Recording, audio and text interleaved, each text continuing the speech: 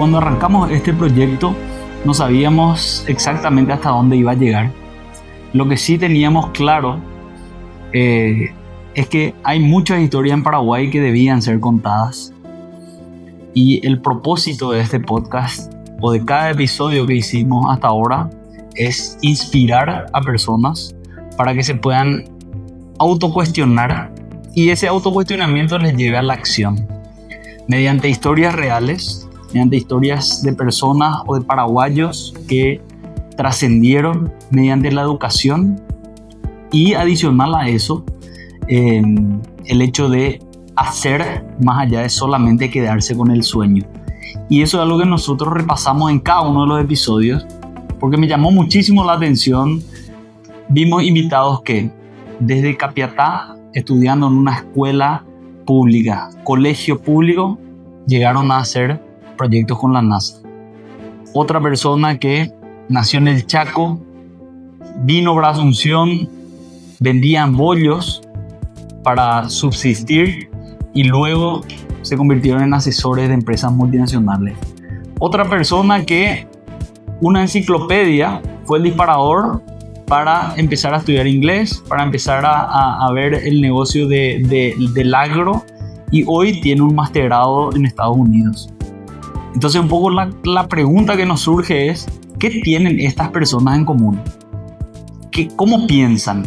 ¿Cómo lograron transformar, digamos, su realidad? Y cómo evidentemente alguien le mostró que había algo más. Por eso ellos fueron detrás de eso. Entonces, claramente no fue el dinero, no fue la situación actual. Hubieron casos donde sí tenían recursos y los utilizaron de una manera correcta. Por eso apostaron a la educación y apostaron al crecimiento y se apalancaron sobre lo que ya tenían. Entonces, básicamente nosotros en estos 17 episodios intentamos elegir historias o hacer un mix de, independientemente a la situación inicial de la persona, ya sea que haya nacido con bajos recursos o no, al final el resultado es similar. Y lo que todos tienen en común es que siempre apostaron a la educación y siempre vieron la milla extra o el trabajo adicional. Entonces, eso es lo que nosotros queremos comunicar en cada uno de nuestros episodios. En este episodio número 18 no vamos a tener un invitado nuevo, pero vamos a hacer un recap o vamos a recorrer cada uno de los episodios para rescatar los conceptos o la manera de pensar que están validadas, que traen un crecimiento o traen buenos resultados. Creo que hay una lección que atraviesa los 17 capítulos y es lo que les decía recién. La educación, la milla extra y tener claro hacia dónde uno quiere ir son elementos claves para realmente trascender. Bienvenidos al episodio 18.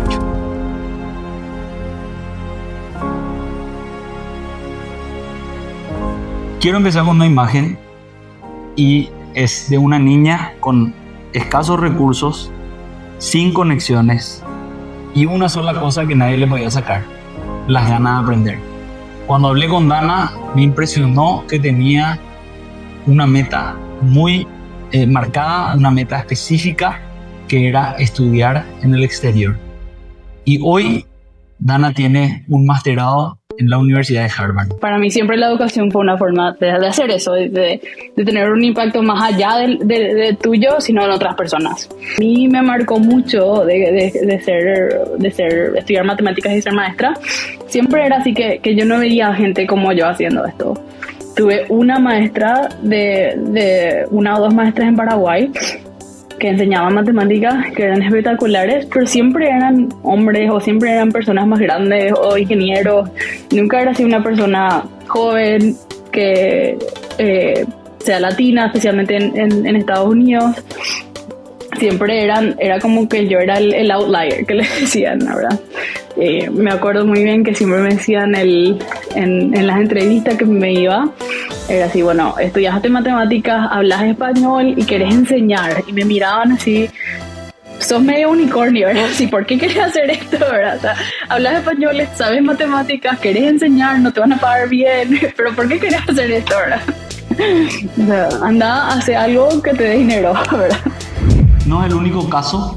También hablamos con Benito Ortega, que nació en una ciudad del interior de Paraguay, con escasos recursos, su padre un agricultor y su madre una educadora, que mediante una enciclopedia que le regaló en su cumpleaños número 7, ese fue el disparador de empezar a mirar y empezar a explorar sobre ciencia, el acceso al conocimiento, aunque limitado, puede ser el primer escalón. Nadie te enseña a que la vida es difícil, a que casarse es difícil, a que perderle a un ser querido es difícil. Nadie te enseña que la pobreza es difícil, pero todas esas situaciones tienen lecciones de las cuales nosotros aprendemos. De todos nosotros sacamos algo importante, aprendemos sobre, qué sé yo, desde lo más sencillo a si sos una persona de escasos recursos, esa tiene que ser suficiente motivación para que uno planee cómo salir de esa situación. De la pérdida aprendemos a valorar la vida. De la compañía aprendemos sobre el amor, ¿verdad? Y en tercer lugar, ¿verdad? De que si nosotros quiero mencionar esto porque en ningún momento, o sea, en ninguna de las oportunidades en las que tuve para hablarle a las personas sobre el sector rural, en ningún momento dije que si nosotros, no sé cómo decirte esto, pero que si nosotros seguimos aceptando lo que nos están haciendo, vamos a seguir en ese mismo pozo por el resto de nuestras vidas. Y para llegar a salir, para llegar a entender eso, lo único que tenemos que hacer es educarnos. Si querés un ejemplo más extremo, tenemos el ejemplo de Alma Ocampos. Alma Ocampos nació en la ciudad de Capiatá, estudió en una escuela y en un colegio público, pero con un enfoque en la educación. O sea, siempre priorizó la educación, empezó a estudiar inglés, una cosa le llevó a la otra, hasta que hoy se encuentra haciendo proyectos con la NASA en Estados Unidos. Hoy está trabajando, está estudiando en Estados Unidos, básicamente gracias a la educación y a las ganas de aprender. Y bueno, en séptimo grado le conozco a la profesora Dionisia, que fue mi profesora de matemáticas, que era una profesora que era conocida en el colegio no por ser muy amigable, ¿verdad? O sea, no le conocíamos porque era la profesora más buena ni la profesora más alegre. Pero a mí, por ejemplo, eso me llamaba la atención, ¿verdad? Porque siempre tenemos que asociar las matemáticas con algo malo, o porque a la profesora le vemos siempre como la más argel, cuando yo en su materia siempre tuve calificación 5, ¿verdad? Me enfoqué en, ok, voy a hacer esto y después de esto va a pasar esto seguramente, y bueno, cuando tenga la oportunidad voy a poder festejar. Y la realidad es que eso no es todo, el resultado final no es todo, el proceso en el que uno se conoce más como persona, conoce más lo que le gusta, lo que no le gusta, conoce personas, crea su círculo, aprende de su fracaso. Siento que eso es una de las cosas más lindas que me hubiese gustado a veces, parar un poquito y decir gracias, ¿verdad? Qué bueno que pasé por eso. Pero no, yo me quedaba con ese no que me dieron, o me quedaba con ese sí que me dieron, y yo totalmente descartaba el proceso. Yo ya, hasta acá nomás, ¿verdad? Ya tengo lo que quería y ya me voy de acá. Cuando en realidad el proceso también es una etapa que hay que saborearlo, ¿verdad? Hay que realmente ser agradecidos también por el proceso que uno pasa, las conexiones que uno hace, las personas que uno conoce por el camino son realmente de los regalos más lindos, ¿verdad? Estas son 3 historias, 3 vidas completamente distintas, pero que tienen un factor común. que es las ganas de aprender y las ganas de superarse. Yo siempre digo que el que más aprende de todos los episodios soy yo, porque intento aplicar lo que los invitados o los conceptos que ellos nos dan, que está claramente demostrado que funcionan. Y el ejemplo concreto de empezar sin saber cómo va a terminar o de no tener todo listo es este podcast, que claramente episodio tras episodio mejoramos en ciertas cuestiones, en términos de entrevista, en términos de set, en términos de equipo, de equipamiento, pero ese es el mensaje, el hecho de igual, independientemente a no tener todo listo, no esperar a que sea perfecto o que el escenario sea perfecto para empezar algo. José Ferreira vendía bollos y esa fue su escuela. Aprendió a negociar, a entender a la gente, a moverse en un mercado que no le preguntó si estaba listo. Hoy lidera una empresa de rubro de tecnología y adicional a eso es asesor de empresas multinacionales. Nunca yo hubiese sido capaz de soñar ni la vida que yo hoy tengo, tanto familiarmente como profesionalmente, empresarialmente, ni la vida que tienen mis hijos. Y fundamentalmente Gabriela, que accedió a una educación en los Estados Unidos. Yo no hubiese sido capaz de soñar y mandarle a mi hija a estudiar a los Estados Unidos. Y mucho menos hubiese sido capaz de soñar la universidad a la que fue. Porque mi paradigma de universidad, mi cerebro no iba a ser capaz de elaborar semejante nivel de universidad. Tanto en lo edilicio, digamos, que era algo increíble, sí, como en lo académico. Claro, todavía es algo mejor, ¿verdad? Así que esas cosas creo que no me daba la capacidad para siquiera soñar. Sebastián Peirat trabajaba en una compañía multinacional, arrancó en la posición más baja y luego fue gerente de ventas de Paraguay. Se fue al exterior como expatriado también en una posición de gerencia en Chile.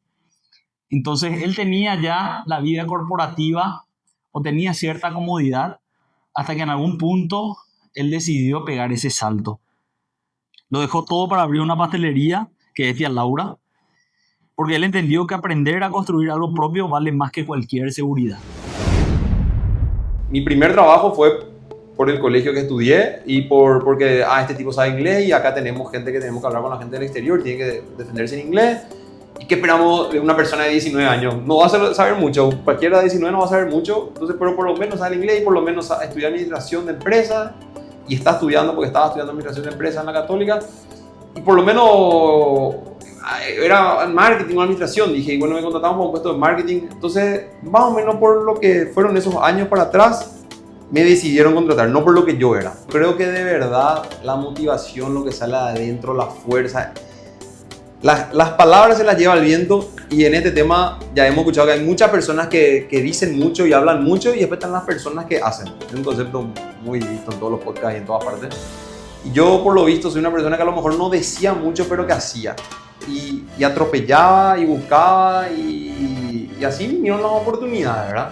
Así como hablaba con un familiar, tu mano no te va a dar ni plata, ni trabajo, ni nada, ni ofrecer. Y la persona que a lo mejor van para adelante es porque se buscan sus oportunidades, se van agarrando lo que pueden y bueno, algunos serán mucho más rápidos y otros serán mucho más despacio, pero el que quiere puede.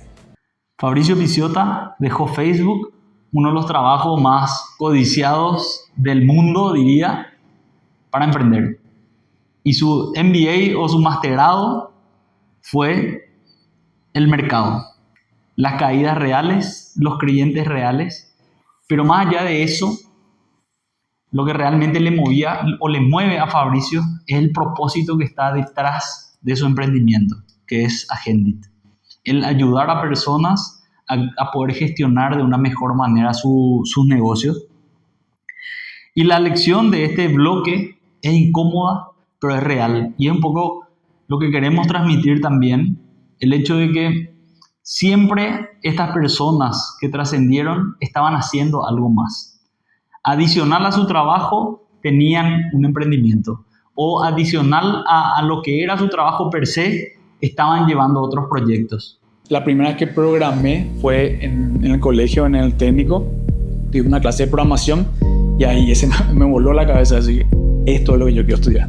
O sea, la posibilidad de poder crear algo y darle directriz a la máquina y ver el resultado, eso me voló la cabeza. Y dije, esto es lo que yo estudiar. Dije, yo no voy a trabajar más para alguien. Ni por más que sea la empresa que yo quiero emprender, quiero ya tener tiempo para mí misma, para mi hijo. Entonces no quiero más hacer un horario de oficina y estar dependiente de eso y perderme en muchas cosas, porque ya había trabajado muchos años para compañía, ya tuve esa experiencia, pero no sabía en qué.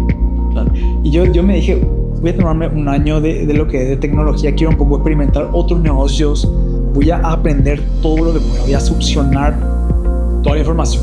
Cuando llegue el punto que yo no estoy aprendiendo, me estoy estancando a otra cosa. Y así, a otro trabajo. Sí. Hay un tipo de educación que no aparece en ningún libro, que nos enseña en las universidades, pero en realidad es la que marca la diferencia. Y cuando hablo de mentalidad, me refiero a Miguel Iglesias. Una persona que nació en condiciones adversas, siempre se enfocó en que él tenía que educarse, tenía que terminar el colegio. Por más de que empezó a trabajar desde muy joven, él sabía que tenía que terminar el colegio y que tenía que terminar la universidad. Después de varios picos de éxitos, fracasos, él encontró ciertos conceptos que realmente a mí me marcaron muchísimo. Uno de ellos es, no importa cuánto ganas, lo que realmente importa es cuánto gastas. Esto no es un dicho motivacional, es una decisión que se toma todos los días. La decisión de no dejar que el contexto cuente la historia de tu vida. No había mucho que me inspiraba porque el entorno del que me rodeaba no me permitía eso, ¿eh? Entonces yo te diría que lo normal de gente humilde, lo primero que pensé en una pelota, en jugar fútbol en algún momento. De hecho, intenté. Lógicamente no me fue bien, no estoy acá por ese motivo. Entonces, pero por ahí empecé a consecuencia de eso que te digo, ¿verdad? No había mucho de lo que yo me rodeaba que hacía que yo diga, en algún momento me gustaría hacer esto con mi vida, ¿verdad? No lo sabía en ese momento, ¿verdad? Más o menos así creo que empezó, ¿verdad? Yo vivo una vida tranquila, o sea, no tengo ninguna necesidad ni aspiración de querer usar, ponerme, comprar algo que no puedo.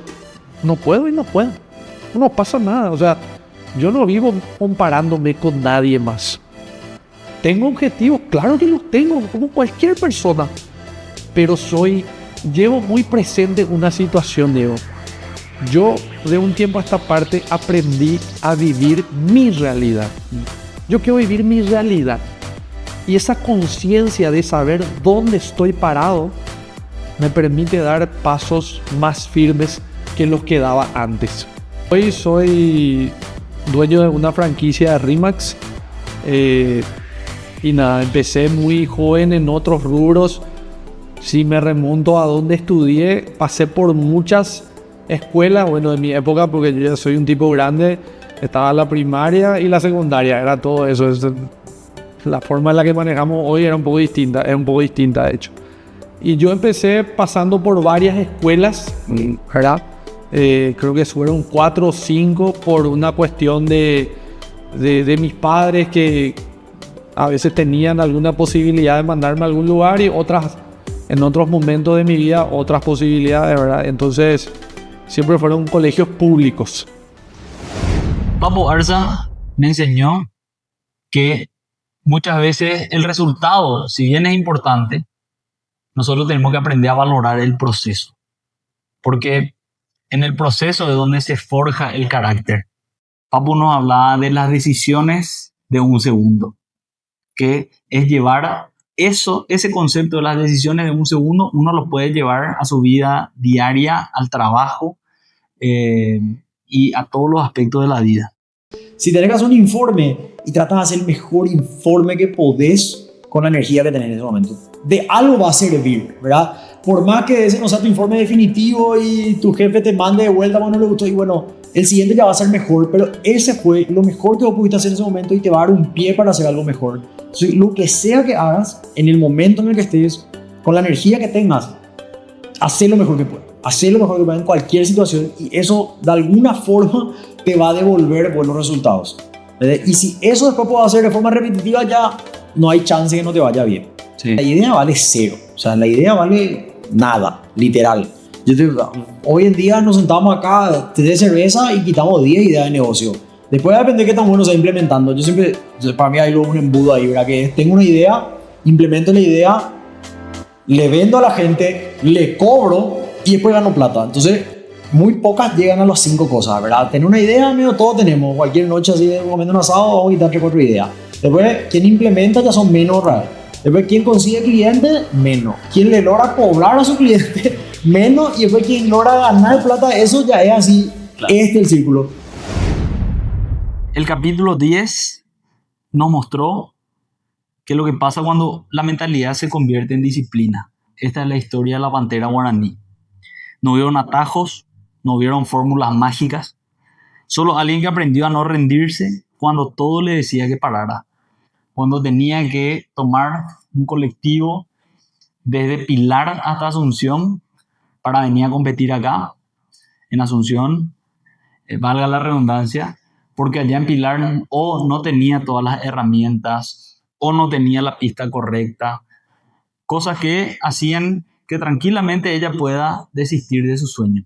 Cambiar cómo pensás es la educación más difícil y también la más poderosa. Yo creo que mi vida se resume mucho en salir de la zona de confort, porque soy una persona que cuando se sintió cómoda, por más de que sea, ay, soy la mejor de Ayola, soy la mejor de Asunción, soy la mejor de Paraguay, no, yo quería más, siempre quería más. Yo tenía 6 años, mi mamá me sienta al borde de la cama, así siempre, me acuerdo perfectamente, y me dice, mi hija, te voy a llevar a estudiar a una escuela bilingüe, no te vas a ir como tu hermano hasta las 11, te vas a quedar hasta las 3, vas a aprender inglés, porque quiero que cumplas el sueño que yo no pude cumplir. Y es porque ella fue atleta de atletismo y tuvo opción de ir a los Estados Unidos a competir por su deporte, pero tenía que laburar ya, qué sé yo, en aquella época. Se empezaba más temprano también a trabajar, ella ya quería formar su familia. Entonces tuvo que rechazar esas posibilidades. Entonces, desde que tengo 6 años, o sea, desde que tenía 6 años, esa era la meta. Muchos errores en mi vida yo cometí porque no confié en mi intuición. Y eso va más o menos ya de los 20 y pico para arriba. Muchas cosas me hubiese ahorrado si me hubiese escuchado.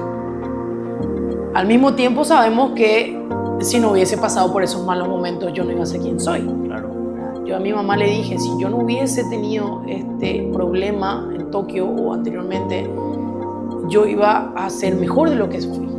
Y me di cuenta a mis 35 de quién yo soy realmente. Yo a los 35 recién dije, yo soy increíble, tengo el amor propio que nadie me va a sacar, o sea, puedo estar con mi cabeza, amo mis pensamientos raros, amo estar sola. Antes yo sentía, no puedo estar sola, tengo que tener novio, no puedo estar sola, tengo que salir, no puedo estar sola en mi casa era un desastre, porque yo nunca estaba ahí. Sin embargo, eso de la intuición me hubiese salvado capaz de algunas cosas, pero al menos en algún momento de mi vida, de 30 plus 30, me di cuenta. O sea, hubiese querido escucharme más. En algún punto de este podcast noté algo que me llamó mucho la atención, que no solamente es el aprendizaje que lo capitalizamos nosotros, sino va más allá de eso. El legado que dejamos en otras personas o las marcas que dejamos en otras personas. Y el primer ejemplo es Diego González, que tiene una academia de pádel, la más grande del país, donde tiene ese mismo principio. No fue solamente para ganar dinero, fue para crear un espacio donde otros pudieran aprender lo que él aprendió. Y más allá de enseñarle pádel, le enseña a estas personas varios conceptos de paciencia, el hecho de no rendirse nunca, el hecho de seguir aprendiendo algo nuevo, porque no tiene alumnos de todas las edades y va mucho más allá de eso. Mucho lo que somos hoy es lo que hicimos en la infancia. Yo trato de mantener eso, trato de cuidar eso. Ese respeto de que te enseñaban que a los adultos había que saludarle y había que ser respetuosos. Crecimos mucho con eso, ¿verdad? Entonces, siempre traté de replicar, siempre fui así y soy un bendecido hoy. Entonces, no existe otra forma de ser en la vida que seguir repitiendo estos valores que me inculcaron y otros que fui aprendiendo en la vida, ¿verdad? Y que las experiencias de vivir solo muchos años, lejos de papá y mamá, de mis hermanos, de las decisiones que tomé y nunca miré para atrás, porque tranquilamente pudo haber vuelto. Claro. No sé si pudo haber sido mejor o peor volviendo, nunca lo sabré, nunca. Pero tampoco me cuestiono mucho ni me hice muchas veces esa pregunta. Lo que me ayudó a mí a tomar la decisión fue rodearme de gente a quienes yo le admiro de diferentes ámbitos y reunirme con cada una de ellas. En lo psicológico, en las amistades, en lo laboral, en lo familiar. El propósito detrás de todo lo que uno hace nos lleva a pensar que al final la plenitud es eso, es hacer para lo que nacimos. Y muchas veces ni siquiera nos preguntamos cuál es nuestro propósito en la vida. Y esto Ricardo lo tiene muy claro, que es ayudar a los demás. Él desde muy chico, siguiendo el ejemplo de su padre, aprendió a que enseñar a los demás retribuye mucho más o genera mucho más felicidad que solamente a recibir. Ustedes, todos los que están viendo, todos los que están escuchando, encárguense día a día de identificar cuál es su objetivo y caminar hacia ese objetivo. Todos los días sumen algo. Mientras tanto tienen que mantenerse, obviamente, ¿verdad? Pero van a lograr. Te vas a equivocar más veces de las veces que acertás. Y el equivocarnos es un don que Dios nos dio para nunca dejar de aprender. No es un error, es un don. Eso nos diferencia de las máquinas, el equivocarnos. Y Darío Colmán dejó el sistema financiero, uno de los espacios más lucrativos, para dedicarse a formar líderes. Porque entendió que liderar con propósito es también una forma de educar. La lección acá es simple pero profunda. El conocimiento adquiere sentido cuando se comparte.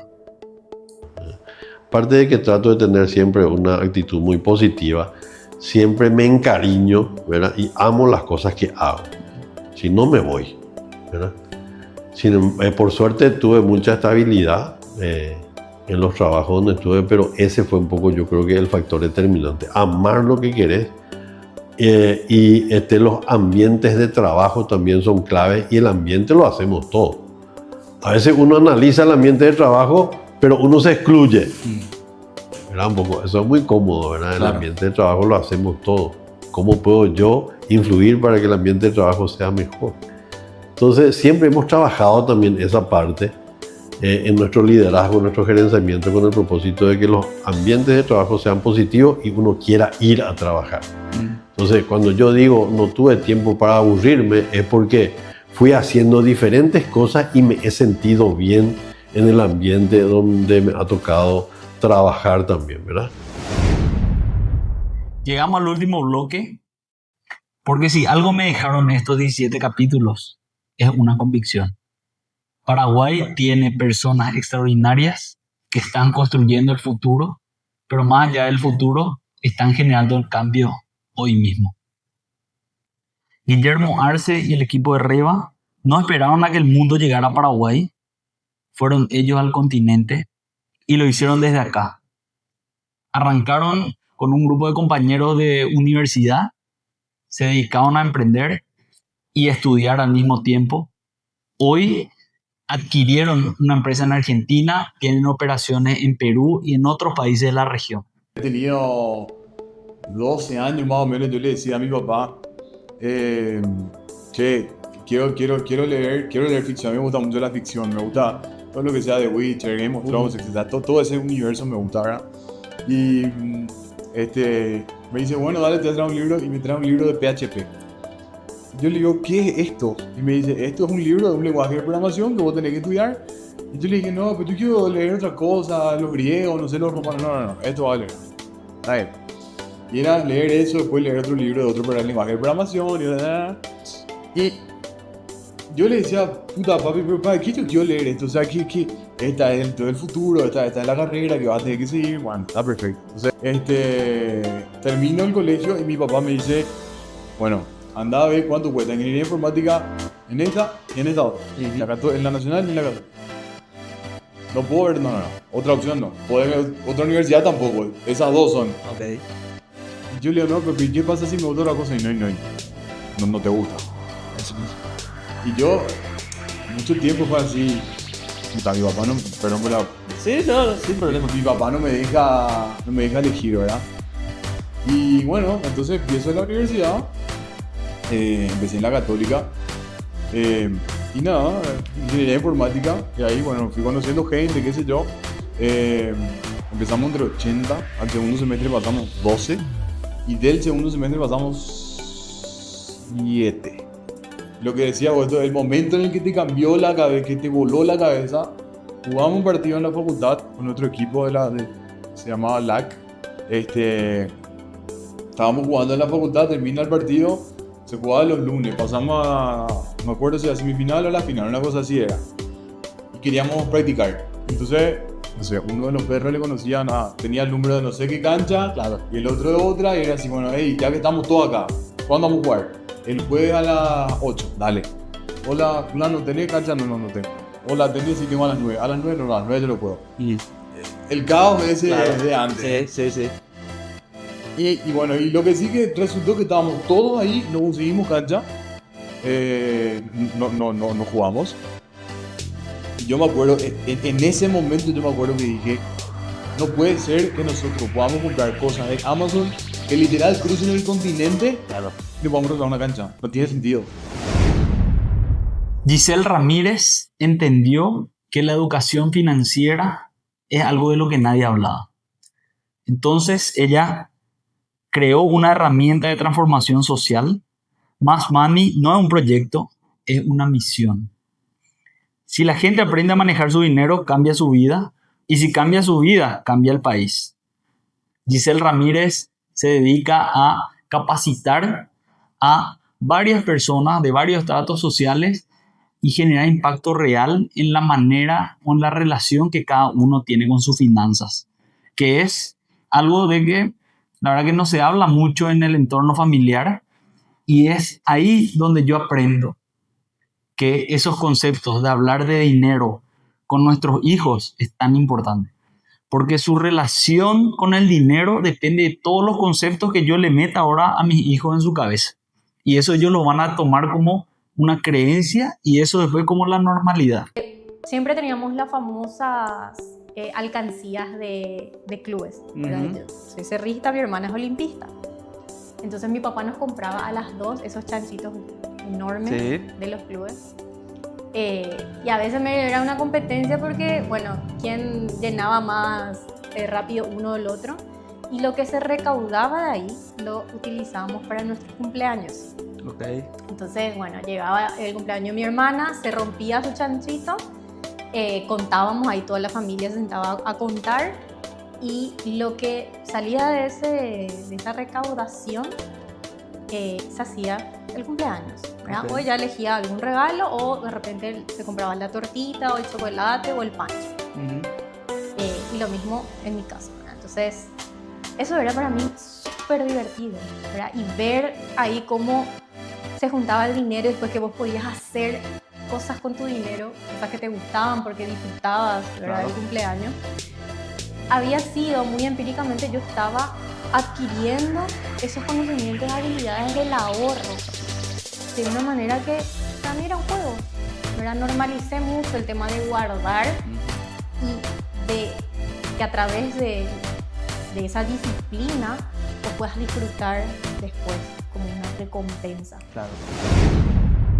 Gloria Ortega está usando la tecnología para transformar vidas, para mejorar la salud y el bienestar en Paraguay y toda Latinoamérica.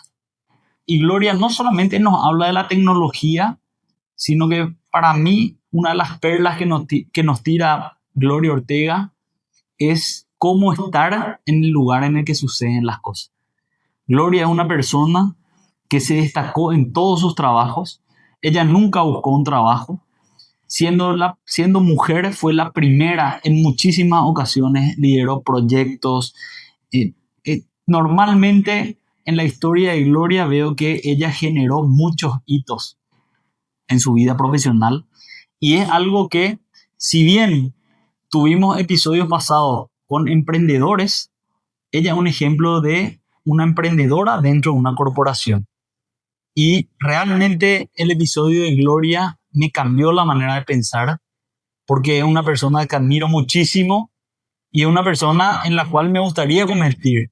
Pero más allá de sus logros profesionales, a mí me llamó la atención de Gloria que ella en un punto de su vida tuvo que cambiar todo lo que le funcionó hasta ese momento.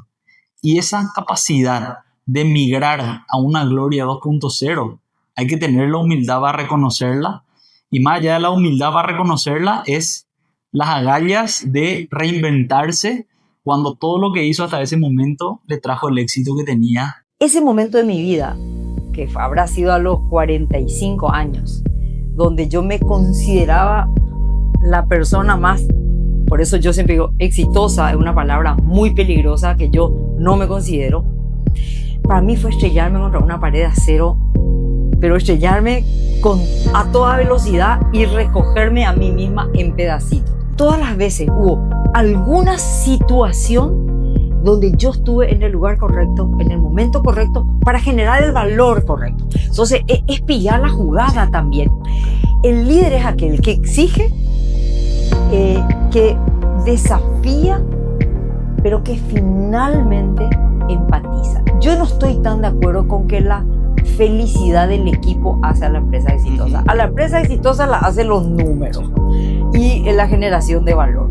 Pero es posible buscar esa generación de valor a partir de desafiarle al equipo a que den más. Y eso más es más horas por el mismo sueldo, más capacitación de autogestión, más estar en los equipos. O sea, no todo tiene que estar en manos de la empresa. Hay un pedazo que tiene que estar. Este es un acuerdo de esfuerzo mutuo, donde para mí el verdadero líder no es aquel que vuelve felices a su equipo solamente, pero es aquel que es capaz de combinar los momentos de esfuerzo con los momentos de empatizar y de combinar las dos cosas, porque es como el entrenamiento, duele en algún momento y en algún momento te da la satisfacción. Entonces, ese líder 2.0 es aquel que es capaz de combinar las dos cosas. César Caballero es una persona que transformó el agro en el Paraguay. Arrancó en Buyapedú con una educación en el interior del país, con sus padres agricultores, pero él a los 10 años decidió que él no iba a hacer lo mismo.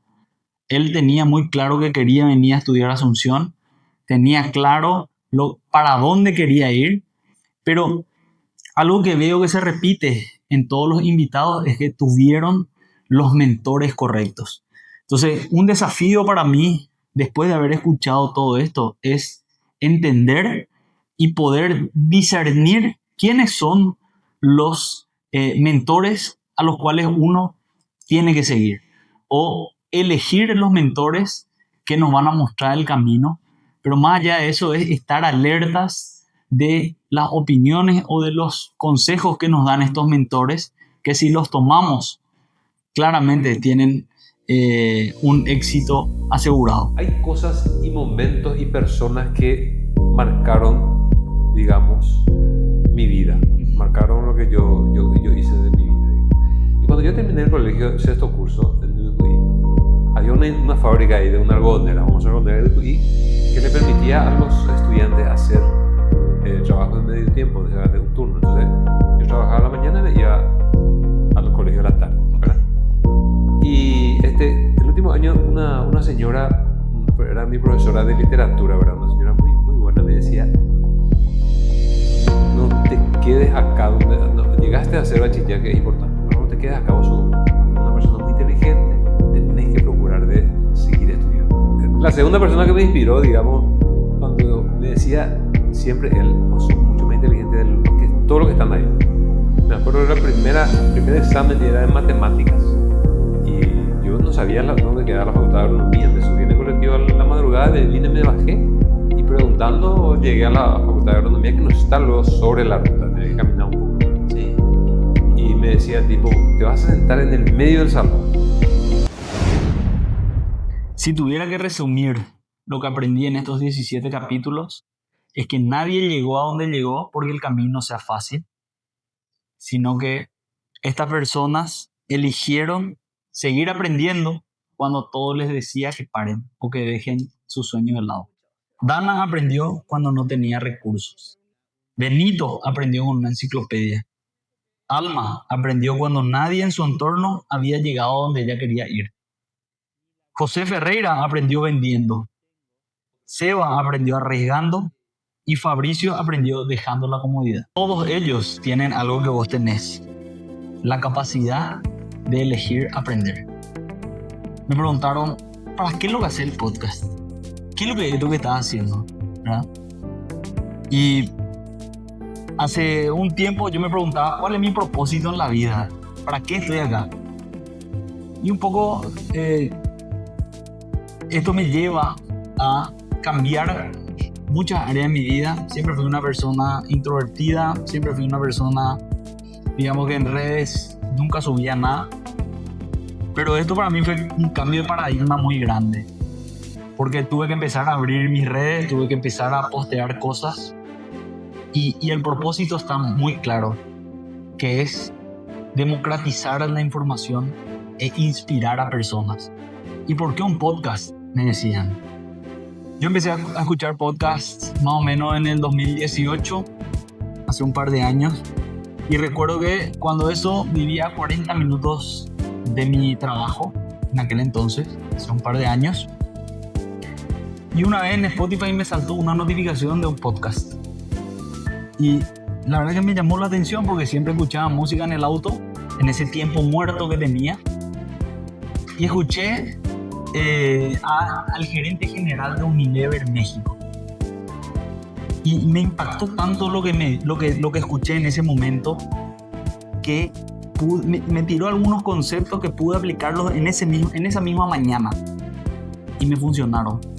Y uno de los conceptos que decía, que parecen tan básicos: si vas a hacer un reporte o si vas a hacer un informe, haz lo mejor que puedas con la energía que tengas y que tu jefe no tenga que darte, digamos, o te tenga que hacer preguntas adicionales. O sea, que esté tan bien hecho que él vaya generando esa confianza y vea que te esforzaste y que le pusiste realmente empeño. Es algo que parece cotidiano, normal, pero son cuestiones que si uno lo aplica va generando la diferencia, genera esa milla extra. Otro concepto que decía una persona, un periodista, esto lo escuché hace 8 años, pero lo adopté como mantra en mi vida. Decía que hay 2 tipos de personas: los como sí y los como no.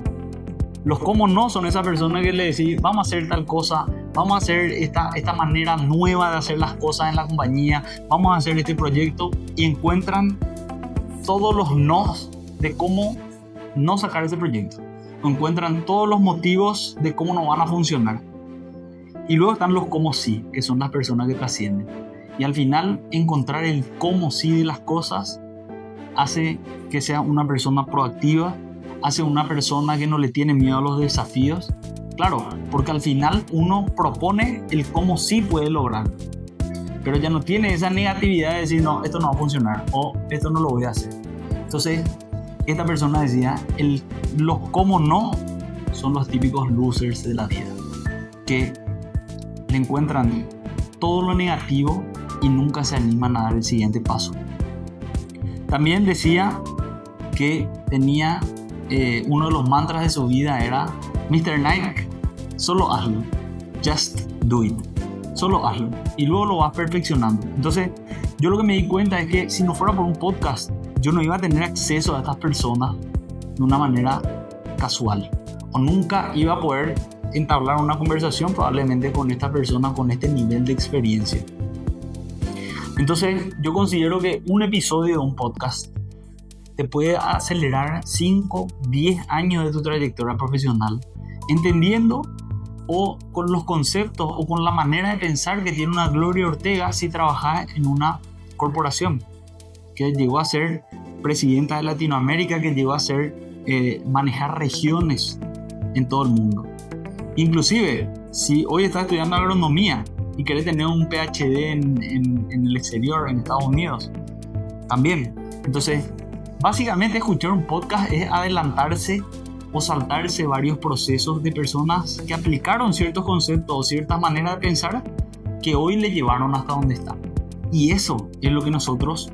Yo siempre escuché podcasts mexicanos, colombianos, chilenos, pero creo que faltaba el hecho de gente que está acá en nuestro entorno, gente paraguaya, que son historias que las tenemos acá. Entonces, cuando creábamos esto, estaba pensado, o está pensado, para la persona que viene en colectivo desde Itá a Asunción a su trabajo, o personas que están en salas de espera, con ejemplos concretos y reales de paraguayos que realmente trascendieron mediante la educación y mediante el trabajo duro. Entonces, eso es un poco la idea y el propósito de este proyecto, es, digamos, dar a conocer historias de personas que realmente son muy inspiradoras. Y como siempre digo, en un podcast uno puede aprender de muchos temas, de finanzas, de crecimiento profesional, de crianza de hijos. O sea, son realmente conocimientos que uno lo puede aplicar en el día a día. Así que gracias por acompañarnos hasta acá y espero que los episodios que ya subimos les hayan servido.